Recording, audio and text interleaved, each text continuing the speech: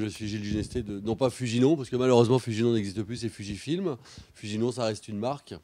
Nous, on est arrivé un peu par hasard il y a quelques temps sur du gros capteur avec des montures PL. On a présenté dans un premier temps 4 zooms, un 18-85, un 24-180 et un 75-400 et un 14,5-45. Qui ont la particularité pour les trois premiers, excepté le 75-400, d'être à ouverture 2 en diaph constant et pas de pompage, pas de ramping. Donc on a présenté ces 4 zooms il y a environ 4 ans, qui sont des zooms de très haut de gamme. Alors il y a des gens, dont Thomas, qui a eu la chance de tourner avec.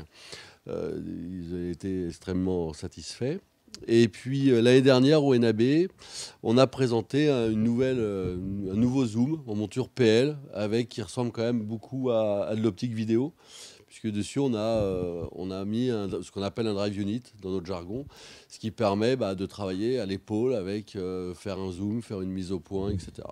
Alors dans un premier temps on a présenté le 1990 qui lui est en diaph constant, qui ouvre à 2,9. Malheureusement il n'ouvre pas à 2, mais vu la grosseur de l'optique c'est normal. Et puis là, on l'avait présenté la semaine dernière au micro-salon en avant-première, le 85-300, son grand frère, qui va être disponible là d'ici quelques jours. Alors quelques jours, c'est pas 3 semaines, c'est d'ici 2-3 jours, on les attend avec impatience. Voilà. La particularité de ces zooms, c'est qu'en fait, ils sont vraiment polyvalents. C'est-à-dire que soit on travaille à l'épaule, soit avec la même poignée, on peut les piloter avec les accessoires Preston. Donc zoom, iris, focus. Autre solution, on va démonter la poignée. On va pouvoir mettre des follow focus. Voilà. Donc c'est du pad 0,8 avec des bagues de rotation de 200 degrés.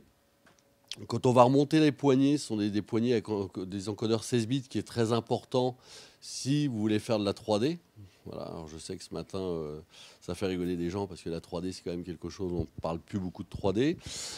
Et en fait, avec des systèmes, si vous êtes vous-même sur un tournage, vous voulez travailler avec des follow et après remettre la poignée, il y a des détrompeurs et la poignée, c'est entièrement digital, ça va se recaler automatiquement. Voilà. Donc, ce zoom, il ne fait, pour moi c'est pas lourd, je ne le porte pas, il ne fait que 2,7 kg avec la poignée et 2,2 kg sans la poignée. Après, sur les configurations, donc là je vous en ai présenté un, parce qu'aujourd'hui on se rend compte que le métier du cinéma et que le métier de la télévision, c'est deux métiers qui commencent à se rapprocher.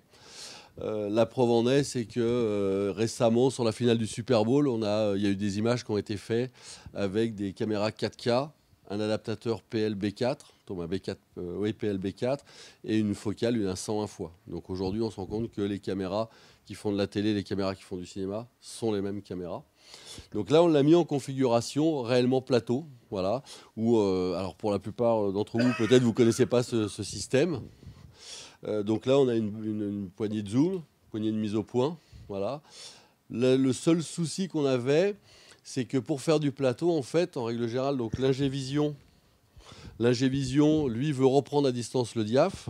Donc on a développé, grâce à des gens qui sont ici, qui nous ont dit ça ne va pas du tout votre système, on a développé un petit boîtier qui permet en fait au réal de reprendre à distance et d'avoir les datas exactes de l'iris. Voilà. Donc, hop. Alors, le système est très simple. Donc, on reprend les datas depuis l'optique. On est sur une petite boîte qui, elle, là, est alimentée, parce que l'optique est alimentée par la caméra. Et ensuite, on part sur un câble Ethernet, voilà, ou sur de la fibre. On est en train de le passer également en fibre.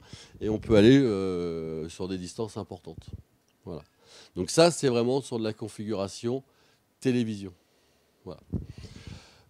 Pour parler de cette optique qui est nouveau, que la plupart d'entre vous ne connaissent pas. Alors lui, il n'est pas en diaph constant, puisque c'est un 85-300. Il ouvre à 2,9 jusqu'à 220 et ensuite il passe à 4. Voilà. Son poids est de 3 kg. Voilà. Pareil, le même principe sur la poignée, sortir la poignée, c'est exactement le même système pour la remonter, ça se recale tout seul. Et en fait, ce qui est aussi intéressant, c'est que comme il n'est pas très très lourd, c'est qu'on n'a pas forcément besoin d'un pont. C'est-à-dire que si vous êtes sur un tournage, des fois vous pouvez utiliser que la poignée de zoom et non pas la poignée de focus.